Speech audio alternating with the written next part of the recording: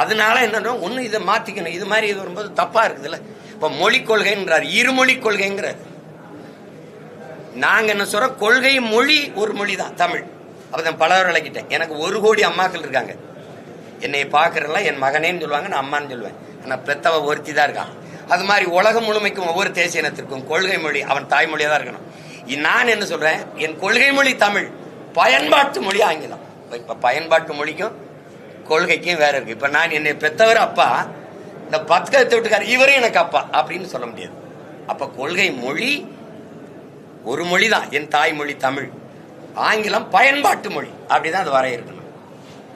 உலகத்தின் எம்மொழியும் நாங்கள் கற்போம், இந்தி உட்பட, தேவைனா கற்போம். அப்படிதான் கொள்கையை வகுக்கணுமே ஒழிய இருமொழி கொள்கை. இருமொழி கொள்கைனா எப்படி கொள்கைன்னா, இப்ப திருநெல்வேலிக்கு நீங்க போனீங்களா, நம்ம தமிழ்ல இருக்கும், திருநெல்வேலி இங்கிலீஷ்ல இருக்கும்,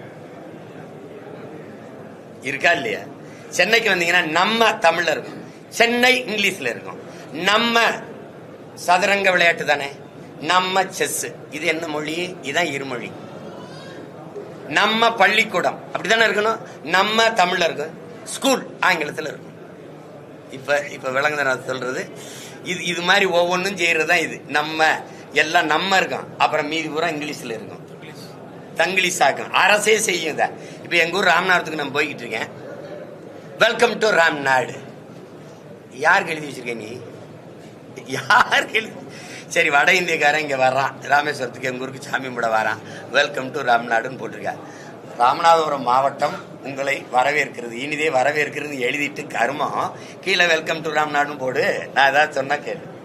ஆனா நீ வெல்கம் டு ராம்நாடுன்னு போட்டு வச்சிருக்கிய, யாரு போட்டு வச்சிருக்க?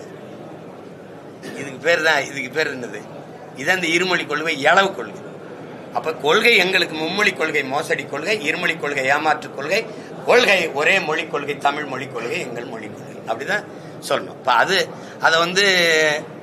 ஒரு அண்ணனா தம்பிக்கு சொல்ல வேண்டிய கடமை இருக்குல்ல. இப்ப நேரம் சந்திச்சு பேச முடியல, அதனால சொல்றேன், இதெல்லாம் தவறா இருக்கு அப்படின்னு நம்ம சொல்ல வேண்டியது. அப்ப இல்ல அப்படிதான், சரி அப்படிதான், அது ஒண்ணும் பண்ண முடியாது.